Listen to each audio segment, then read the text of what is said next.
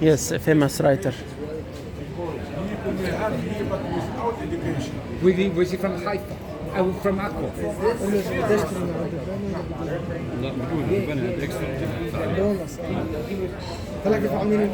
On it's sayings from his own writings. Akko, the defeater of Napoleon. Okay, yes, Akko. This one? But this one's with Napoleon. Yeah. The other one is Mahmoud Darwish. Yeah. We call in Egypt, woman, she very fat, she have a big ass. Yeah. It's the same. مراجيح قصده. تقول عندك بطيخة يعني راح بطيخة صغيرة. إذا عندك بيكون إحنا بنفوت اللي نطلعها ونجيب المخرب الدنيا. يلا يا شباب.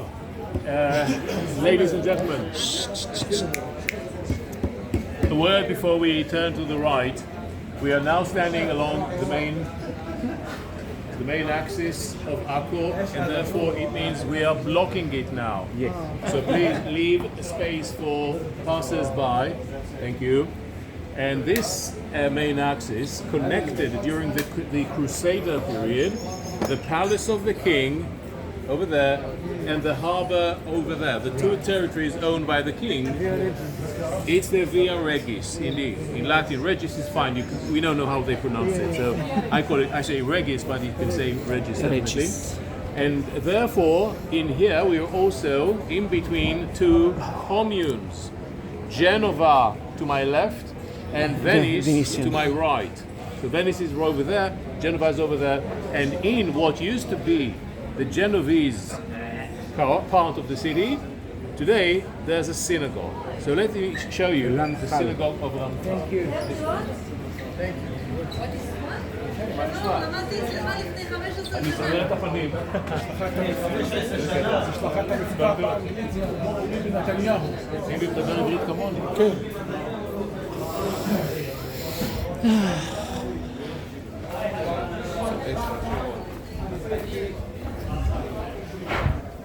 Brother. Don't go there, don't go there. اسمع انتوا موراي ديرك لازم تعرفوا ديرك وين. They're not yet. It's the St. George Church. Is the Franciscans one? No. No. There's no church. راك فيش فيه هذا الصراحة.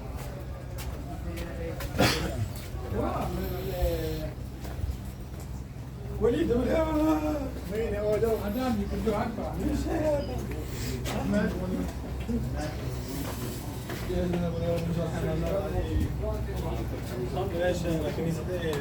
هاي سيناغوج رمحال موشي حايم يوزاتو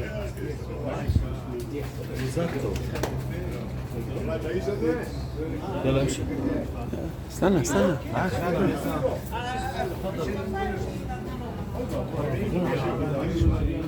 جايين هون. هاي السنغوج هون. ليش احنا هناك؟ نروح نشوف هناك. هذا فازياتور ستة. بركي احلى هذاك. ايش هذا؟ فازياتور سنتر.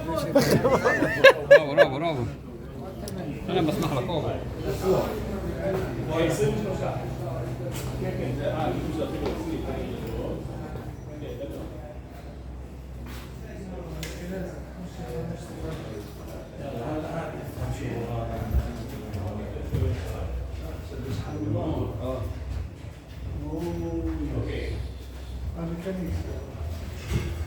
Guys, this is a synagogue, so in synagogues we put a head cover. Kippah, you have here kippah. You take one. In mosques, we take off our shoes. In churches, we take down our hats. In shuls, in synagogues, we put خذ لك واحدة يا وليد. خلاص اشرح ورجع لحدا بقرب لك. تخافش.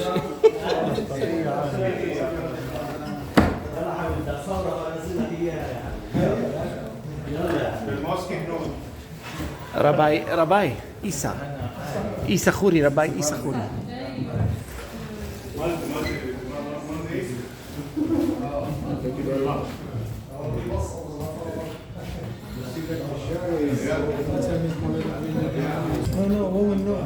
Natasha is accepted.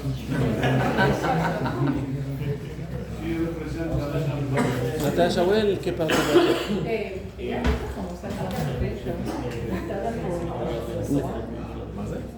النسوان عادي صح؟ نسوان عادي. لسه It's the sham. The ladies doesn't have to put something. No, if they're married, then If they married. the woman with the wig. Oh, okay. They all take off their hair? No. Okay, so ladies and gentlemen, now that we're all here, just repeating the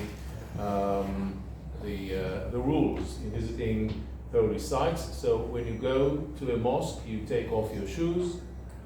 When you get to a church, you take off your hat. Women, though, keep the head cover. That's out of modesty, so it's different between men and women. And in synagogues, you put a head cover. It's called a kippah. Okay, literally dome, but of course it's just literally head cover. When you go to a synagogue, and that applies to men. Women always, in all religions, put something to cover their hair, or showing modesty and reverence to the holiness of the sun.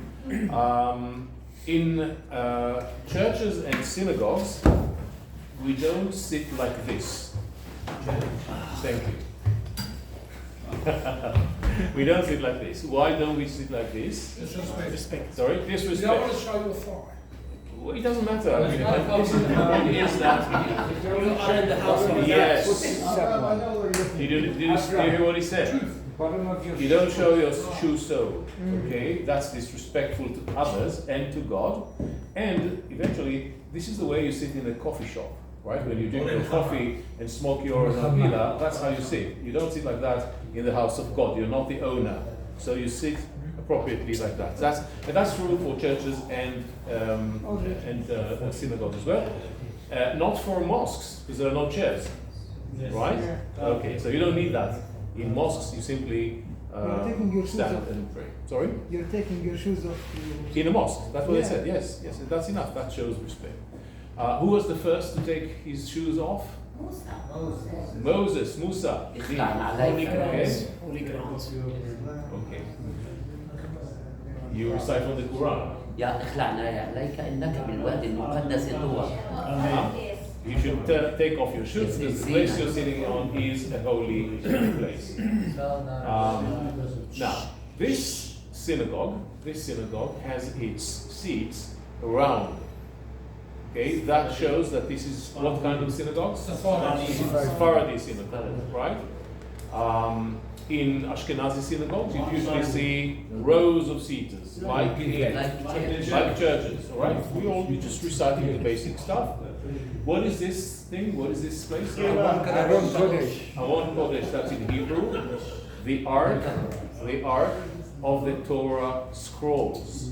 Okay, the Torah comes in scrolls. It's written on scrolls, and they're kept inside the ark or Aron HaKodesh. All right. I'm sorry? You don't have to have a veil. It's customary, but you don't have to. And the door is unique in itself. It's beautiful, so sometimes we just keep it this way. There's a synagogue not far from us in the new city of Akko, where the doors of the Ark of the Torah, there are 7 of them, are made of silver.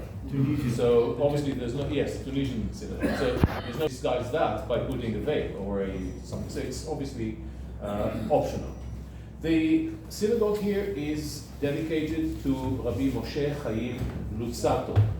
The acronym Ramchal. Ramchal. Rabbi Moshe Chaim Luzzatto. Rabbi Moshe Chaim Luzzatto.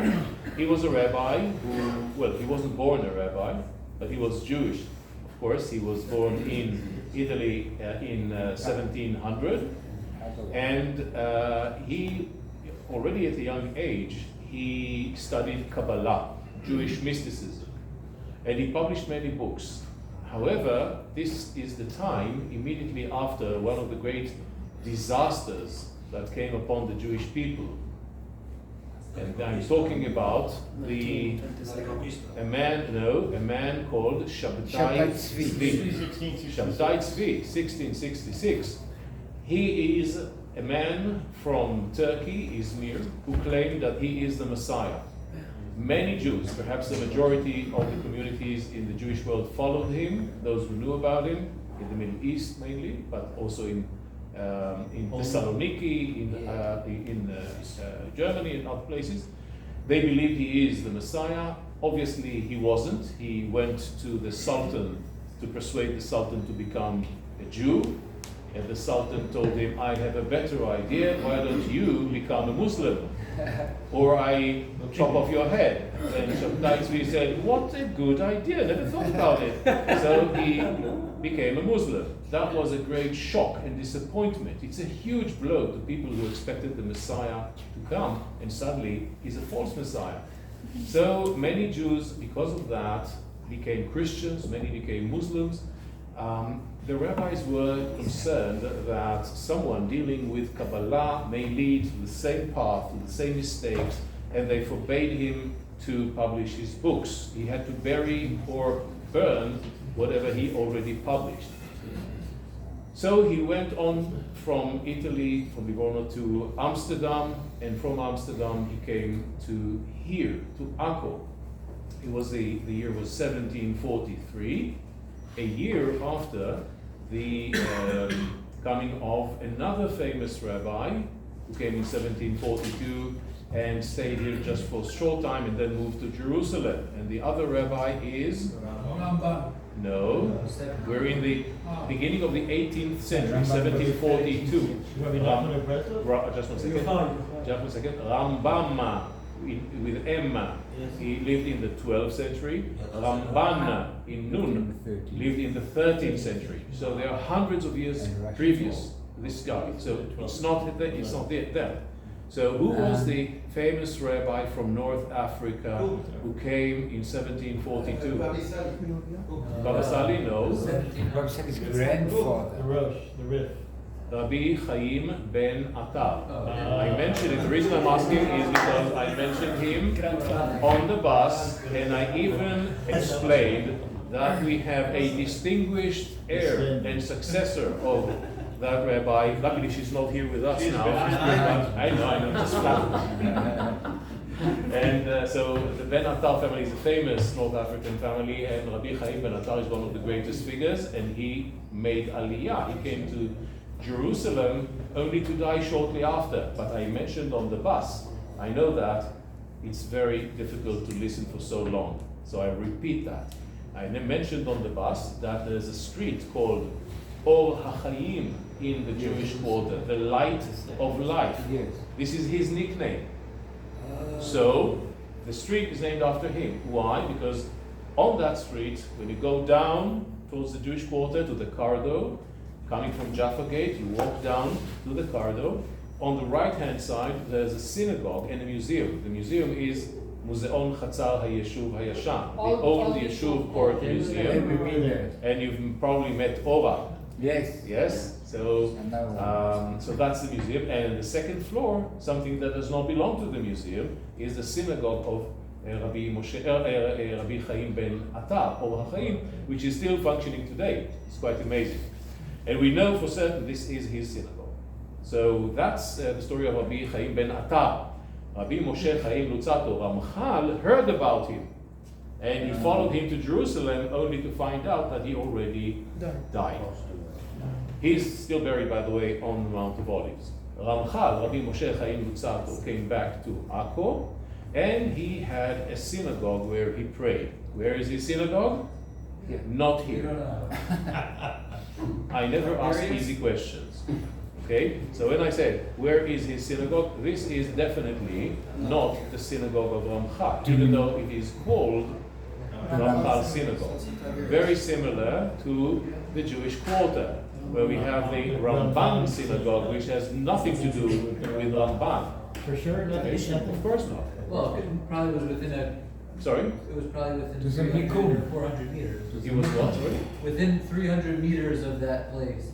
Like the Ramban was in Jerusalem, he established a synagogue, right? Who established? I'm sorry. Ramban. Ramban, yes. What about He him? was in Jerusalem. Yeah, you're talking about Established- Ramban now, yes. Yeah, So he he was in established a Jerusalem. synagogue Yes. in the Jewish quarter somewhere. No. No. No. In That's the, not. in the old city somewhere. No. Yeah. Oh no, this is not true. He was actually outside on Mount Zion. Ah. Okay, so the location of the Jewish quarter in the 14, in let's say the 1300s, is not where it is today. Certainly not in the 1200s when Ramban comes to Jerusalem. This is not the Jewish quarter we know today. It's another location. All right, it's a huge mistake. It's not controversial. It's simply a mistake to think that the Jewish quarter today was always the Jewish quarter. It wasn't. Before that, it was on Mount Zion. Before that, it was next to the Kotel.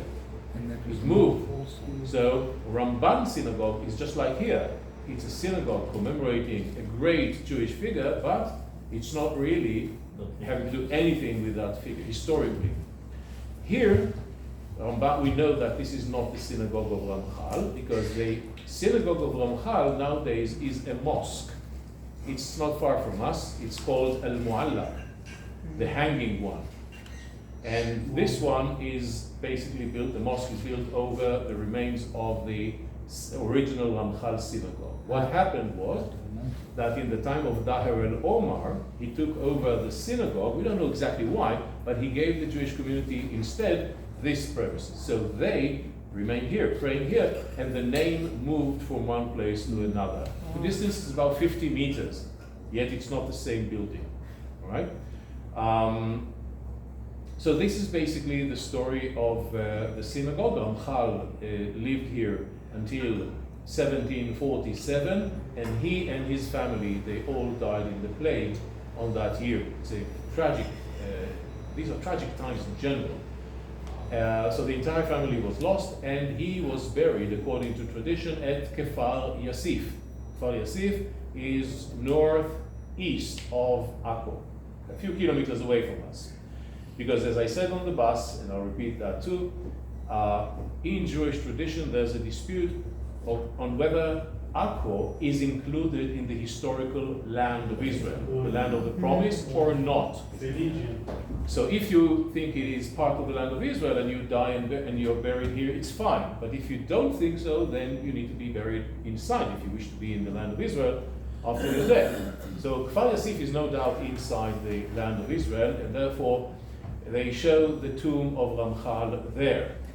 About 30, 40 years ago, the tomb was shown in the same cemetery, but in another location. And 60 years ago, it was again in another location in the same synagogue. To me, this is one of the indications for the shift of the continents, a geological theory. Just kidding, just kidding. Okay, so obviously these are just traditions. These are just traditions. They're baseless. Actually, there's another tradition, competing tradition, claiming that Ramchal is buried in Tiberias. So I don't know where he's buried, but nevertheless not here. Okay? Yes. Why didn't he go to Tzfat with all the other big rabbis of the time? Who? Ramchal. Because Tzfat is not occupied by the great rabbis in the 18th century. This is the age of demise of Tzfat. He was Tzfat. already later than that. Yes, we're talking about the 18th century. 18th century. And Tzfat's heyday, the golden times of Tzfat, were in the 16th century. By the end of the 16th century, Tzfat was reduced to a poor city, no industry, no great rabbis, everything changed. Yeah. What's the percentage of the Jews inside the city of Akko? Oh, in the old city? Almost none. Almost none. Outside, in general, it's about maybe 60-70%. It's mostly Jewish, 30% 28% Arabs. okay, Muslims, and a bit small number of Christians. So it's a majority is Jewish. But in the old city, it's the opposite. It's mostly Muslim. Yes. Rabbi Nachman, Rabbi Nachman of Breslov, arrival in Akko. Do we know when? Is there anything historical left of that visit? Have you heard about Rabbi Nachman of Breslov? Yes. Anyone? No, I know you do. But anyone else? Did you hear about him? Rabbi Nachman of Breslav is the founder of one of the most important branches of Hasidism. He lived in the the end of the 18th century, and in 1799 he made a pilgrimage to the Holy Land, to the land of Israel. He was in Tiberias, he was in Sfat, and suddenly he hears that Napoleon Bonaparte comes. So he decided to escape as quickly as possible from this country. He got to Akko, and he managed to catch a boat leaving Akko, only to find that this is a military boat, and he was taken captive. And so, but later he was ransomed and he got back to Russia. So yes, he is linked with the story of Akko in the 18th century. The last thing that's worth mentioning is the great quality of the air conditioning in this place, which makes me really consider maybe we should stay here and not walk. Let's discuss Luzzatto a bit more. I'm sorry? Discuss Luzzatto a bit more. Maybe, well, yeah, perhaps. Sorry? I'm sorry. Yeah, I didn't hear the beginning. I'm sorry. Okay. Yeah. Okay. So, ladies and gentlemen, let's continue walking a little bit to our next station, which is Hanelon.